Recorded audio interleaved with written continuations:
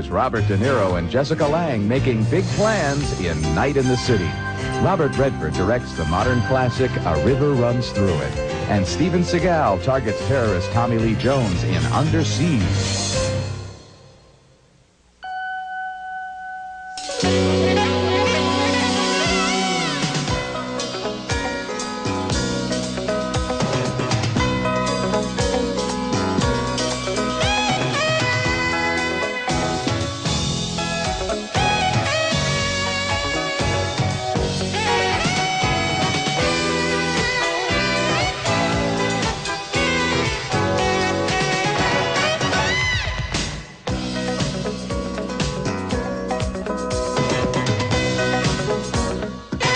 I get everybody while they're alive or after. I'll let you in on a secret. Nobody looks better after. Oh, you're that freak that drives around in Sudan at night. Joe Pesci plays a feisty tabloid photographer who takes on the mob because he falls for a dame. In the public eye, one of 5 new movies we'll be reviewing this week on Siskel and Ebert. I'm Roger Ebert of the Chicago Sun-Times. And I'm Gene Siskel of the Chicago Tribune. Our first movie is The Public Eye, which takes a fascinating character, a 1940s New York paparazzi called the Great Berzini, and plunks him down into a slow-moving pedestrian crime story in which his pictures help him achieve a manhood and celebrity that his sad sack personality does not. Joe Pesci, one of our more consistently compelling dramatic actors, stars as Leon Bernsey Bernstein, who is the leading freelance crime photographer prowling the streets of Manhattan in 1942. And although cops and thugs consider Bernsey to be a pest they can't get rid of, he views himself as a true artist of the streets, and he'll do anything to get the perfect shot. Christ and Deo, only model comfortable solitary. At the imcritical, Juventus me am only a model comfortable is to stay as 42 do core mekliste. Ed quartristi sincero tome flige mene mi che se ne chui baratoia the imcritical. Juventus me am. Wait a second. Pesci plays Bernsey as a plodding newshound with an inferiority complex who scurries along the walls of high society hangouts. It is in one of these watering holes, modeled after the Stork Club, that Bernsey is asked by a wealthy widowed club owner, Barbara Hershey, to find out the identity of a mysterious man who has been hanging around her joint. Couldn't you just, Throw him out? I'd love to. But he says he'll go to my brother-in-law, help him prove Lou's will is invalid. Is it? The Great Berzini was inspired by real-life photographer Arthur Fellig, better known as Ouija, who achieved legitimate artist status and had many museum exhibitions.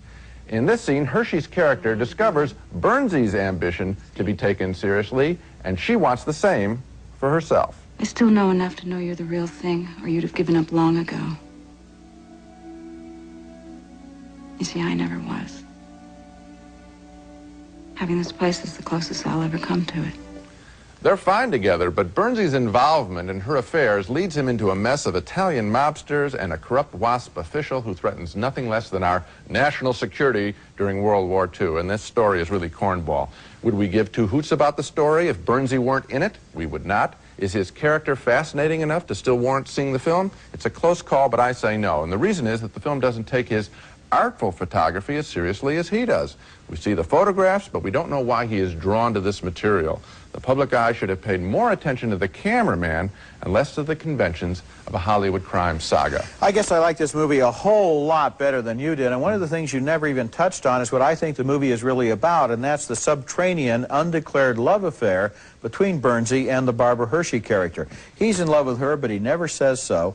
She's in love with him, but can't trust herself to be in love with anybody, and so these 2 people never really connect until a great line very close to the end of the movie, and it seems to me like all of their actions are motivated by this fact that they feel something that they can't acknowledge. They are unlikely lovers, and you're absolutely right. I mean, she's not supposed to be with this little schlub, and he isn't supposed to be with the grand dame. And I find that appealing. I said, they're fine together. But the movie, Roger, how about this story, the mobster story? Isn't that laughable? It's laughable. I have seen 1,000 film noir movies, and they all basically have laughable stories which are only the clothesline upon which to hang all of the other stuff, like the atmosphere, the dialogue, the characters, the cars, the hats, the cigars. I think those films have an urgency to them and a kind of energy that this film does not. I think it passes along. And then the photography, it doesn't celebrate a photographer. Well, I felt there. it did. I felt that it really showed how much he wanted to take pictures and how much he needed to. Well, okay. Yeah, I liked it a lot. Okay, next movie. And our next movie is Candyman, a thriller about a scholar who sets out to debunk urban legends. You know, those stories like the one about the alligators in the sewers. And she ends up finding that one legend will fight to the death rather than be debunked. That's the Candyman who, according to legend, haunts the empty apartments of Cabrini Green, a Chicago housing project, killing defenseless victims while the 911 operator ignores their calls. The movie stars Virginia Madsen and Kazi Lemons as University of Illinois researchers who venture into the area to check out a Candyman sighting. Madsen takes things into her own hands, climbing through walls to search for clues to the real killer she's convinced is posing as the Candyman. Hey, what y'all doing in there? We're just leaving. You here for the sweep? No. We're not cops. We're from the university. You don't belong here, lady. That's Vanessa Williams as the mother who knows the Candyman is real. And before long, Madsen thinks so too when she meets the legend himself, played by Tony Todd.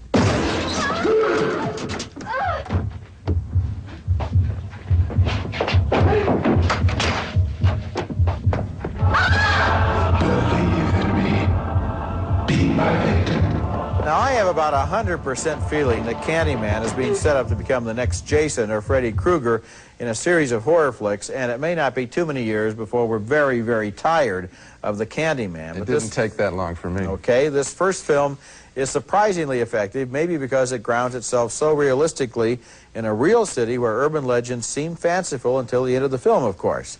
Madsen and Lemon seem like smart, capable women, not your average slasher film heroines, and I was very intrigued by the Candyman's argument, which is that since he exists, because people believe in him, if they debunk him, he'll die. In other words, yes, Virginia, there is a Candyman. This is a little deeper than your average horror film, and I enjoyed it a little more. I enjoyed the setup.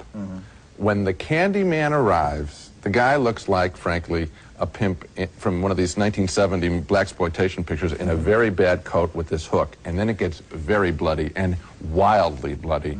And it looks like some of the crime photographs, frankly, that Ouija took, but not in black and white, but I mean, blood splattered everywhere. And I thought, gee, if they had reduced the amount of the Candyman, reduced the attacks, they had a good film working here. With fear, set in sometimes daylight, in cities, in a real city, obviously our city. And I thought that the setup was fine, but I thought when the Candyman came, the picture tanked and You became know what really my guess on this film, because it was directed by Bernard Rose, who was a very good director. My guess is the original screenplay was an extremely elegant and smart idea, and somebody came along who was involved at the money level who said, give him a bigger hook, let's have more blood, let's have more gore, we have to go for the splatter film audience, we have to go for the kids in the multiplexes, and they added a whole layer of extraneous violence to what was essentially a great story to begin with. Absolutely right, and so, frankly, disgusting is something I felt an awful lot when I saw the Candyman. Coming up next, a review of the most popular film in America right now, Steven Seagal in Under Siege. I'm thrilled to death to hear that, yeah.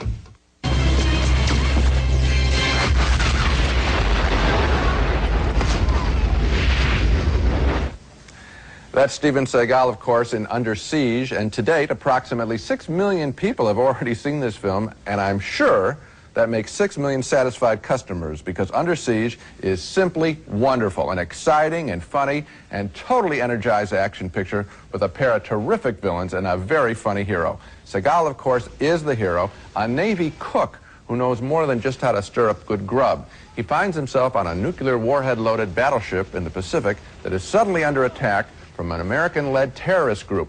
Tommy Lee Jones is the bad guy in charge, a disaffected CIA agent. You really think blowing up a bunch of innocent people is going to change anything?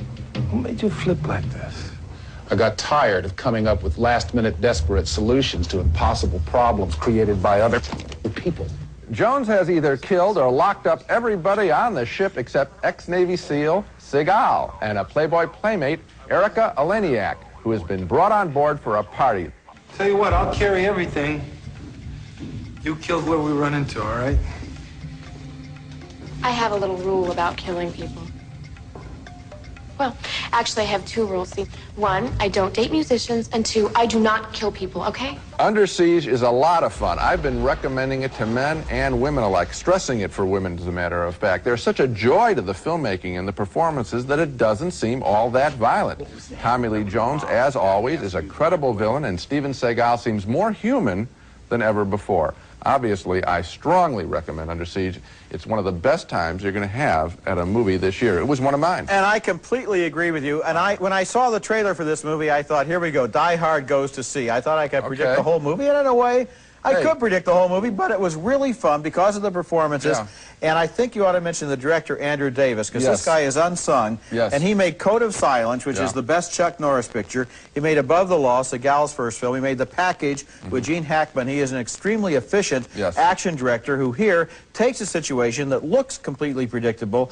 And as you say, he has a lot of fun with it. Well, it is mounted very well. And when that movie term means it's big scale, the shots, what I'm really impressed with is Andrew Davis and his editor. They lay the shots in just when you need them. You're saying, hey, wait a minute, what's happening down at the other end of the ship? And bang, if he isn't there with that shot and picking up that action. The fun of this, we have great casting. We've been Tommy Lee Jones fans for years. Well, Tommy Lee Jones is a terrific villain here. The surprise is Erica Eleniak as the Playboy playmate, because it's the kind of character in an action picture that is completely extraneous. Here you have all these guys shooting each other and introduce Miss July of 1989, who has nothing to do with anything and knows it. And she just follows him around, and she's going to hide behind him, and then she learns in the course of an hour or two how to be capable and strong, and it's a terrific change there. And you can see that this actress is actually playing a part. They didn't. This isn't a documentary. She's very funny. She knows. It is. She uses the kind of Valley speak a little bit that you might expect. It's a wonderful film. Really great fun. Okay, when we come back, Robert Redford's poetic new film about growing up in Montana, A River Runs Through It. In Montana, there are three things we're never late for: church, work, and fishing.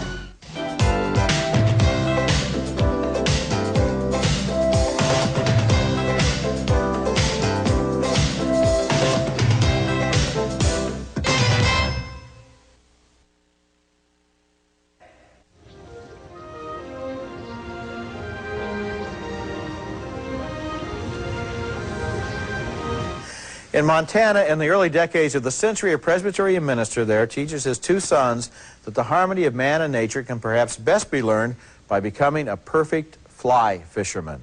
And that's the starting point of A River Runs Through It, Robert Redford's film version of the book by Norman MacLean that has become a modern classic. In the film, Craig Sheffer and Brad Pitt play the two MacLean boys, the serious Norman and the more adventuresome Paul, who grow up in God's country and sometimes test themselves recklessly.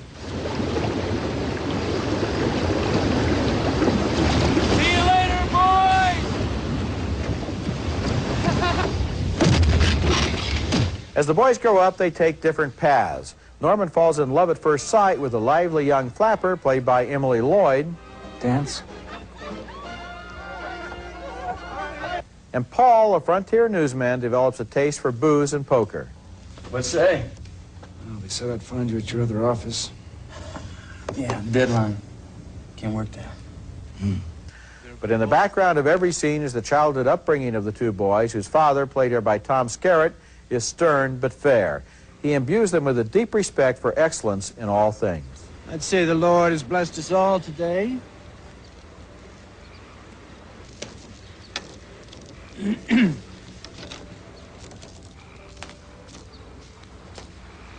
just that he's been particularly good to me.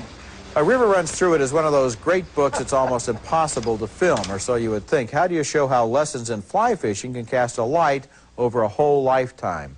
I think it's to Robert Redford's credit that this movie does, I believe, capture the essence of Norman MacLean's book and leaves us with a feeling for the lives of these two brothers who each in his own way learned his father's lesson. The direction is confident, the screenplay is poetic, the performances are strong, and at the end you are left with the feeling that if every life needs some kind of center, fly fishing just might provide as good a one as any. Now I think you hit it on the head. I think this is a film about family and raising children, and it doesn't matter that it's about fly fishing. No. This may be heresy to say. Could be about something else. It could have been about something else, but this devotion and working through consistently and staying with something and mastering something will give. We see a real exchange of strength of character from father to son. This is very rare in the movies. We don't see a lot of parenting in films, if you think about it. We see some behavior, some oddball behavior, but we don't see some lasting parenting. That's a good point, because this whole movie is about a parent parents raising their children. That's it. And you're right about the fly fishing, because it's a metaphor. It's for being strong and for being capable of doing something all by yourself and doing it exactly right and doing it in nature and doing it in harmony with nature. And it's kind of the zen of fly fishing in a way. And learning something. I mean, we live in a society,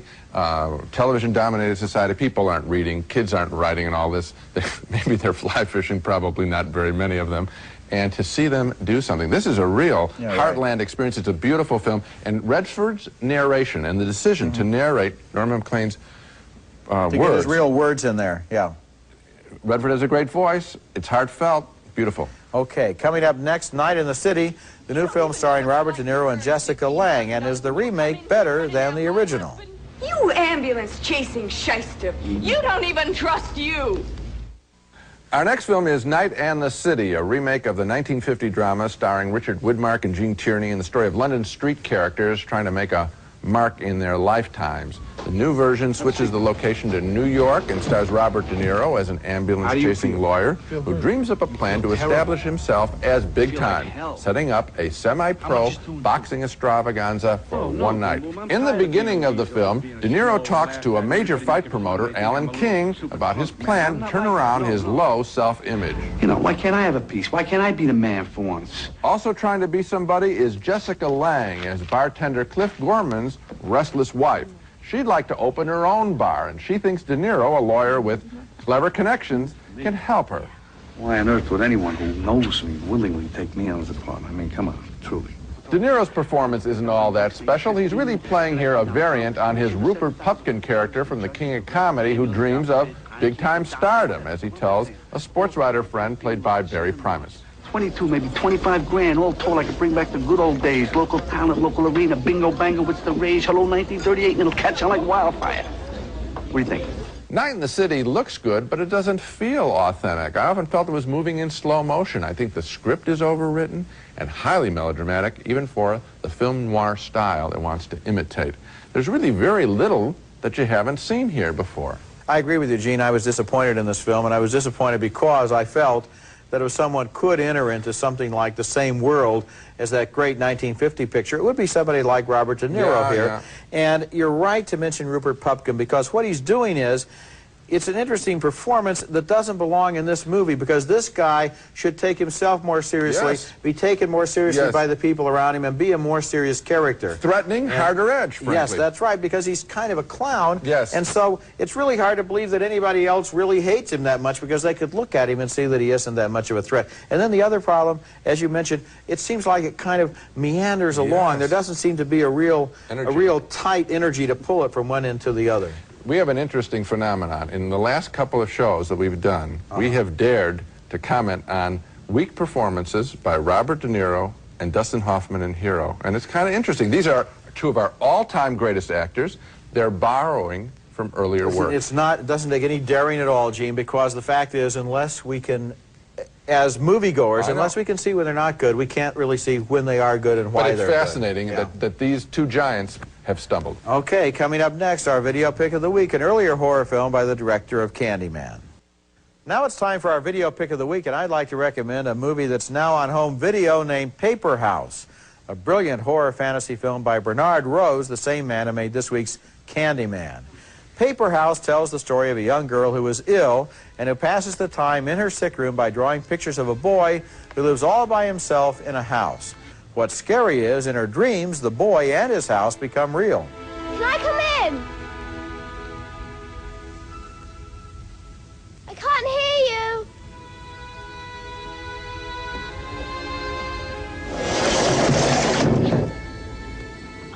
I Said go away. Like Candyman, Paperhouse suggests that our dreams can become real, or at least that our minds can create fantasies real enough to endanger us. It's in video stores on tape and disc, and I recommend that you take a look at it.